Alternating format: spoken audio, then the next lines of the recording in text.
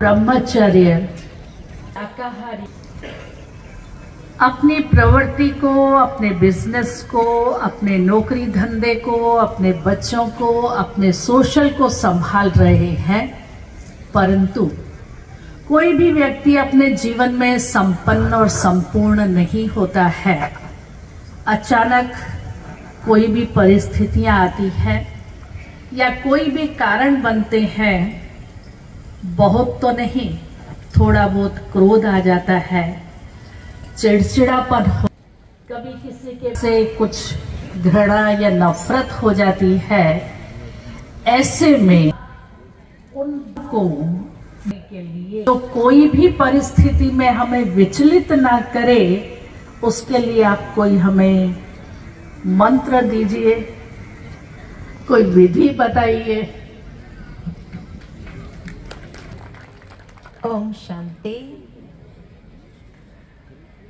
बहुत typical question हमारी शारदा दीदी ने पूछा है कि ये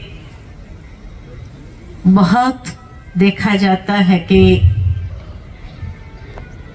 भले संपूर्ण पवित्रता को अपनाया है, ब्रह्मचर्य व्रत को धारण किया है, लेकिन फिर भी कभी कभी चिड़चिड़ापन,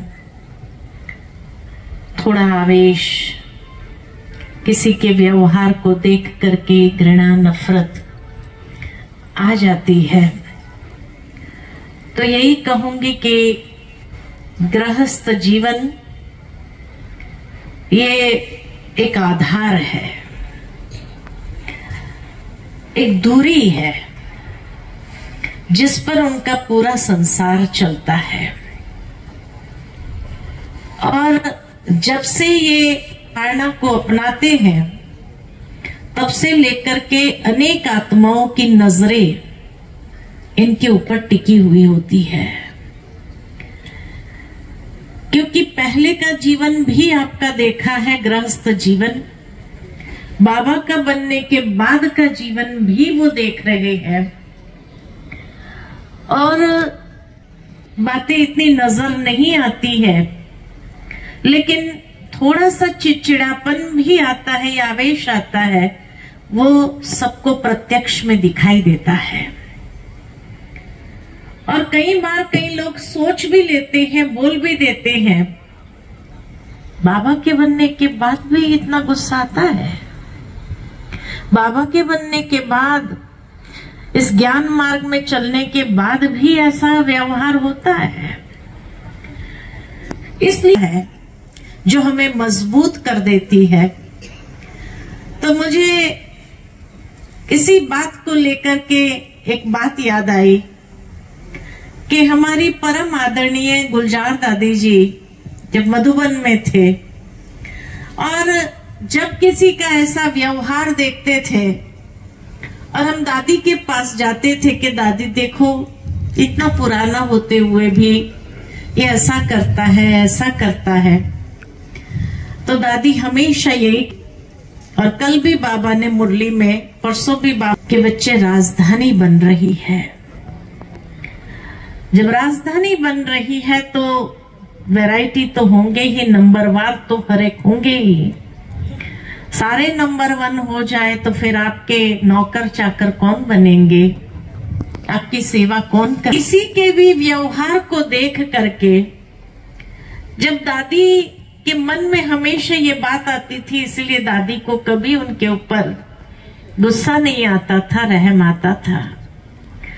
ठीक इसी तरह गृहस्थ जीवन माना ही अनेक प्रकार की हलचलें जीवन में होती है, क्योंकि अनुभव नहीं होता है। लेकिन जैसे ही गृहस्थ जीवन में प्रवेश करते हैं, वैरायटी संस्कारों के साथ डील करना पड़ता है। तो इसीलिए एक मैच्योरिटी ऐसी जीवन में आने लगती है कि हर एक की बात को समाना सहज हो जाता है।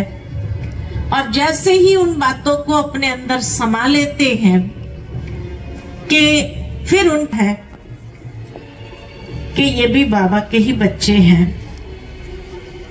कभी कभी मैं ये भी सोचती हूँ कि जब किसी का व्यवहार देखते हैं है अंदर में ये मजबूत विश्वास तो है कि एक न एक दिन हम जरूर इस संस्कार के ऊपर भी विजयी हो सकेंगे।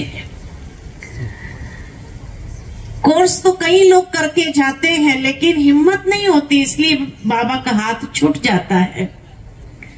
लेकिन अगर 40 साल से चल रहे हैं या जितने भी साल से चल रहे हैं तो एक आत्मविश्वास तो है कि ये संस्कार है, लेकिन एक न एक दिन हम इसके ऊपर भी विजयी हो जाएंगे। इस विश्वास के साथ ही चल रहे हैं तो हो सकता है कि आज नहीं कल नहीं विजयी जरूर हो ही जाएंगे और ये संस्कार भी समाप्त हो जाएंगे, क्योंकि जैसे ही ये संस्कार समाप्त होंगे मैं समझती हूँ बाबा की प्रत्यक्षता स्वाभाविक रीति से होने लगेगी कि देखो गृहस्थ जीवन में रहते हुए भी इनका व्यवहार कितना और पवित्र है।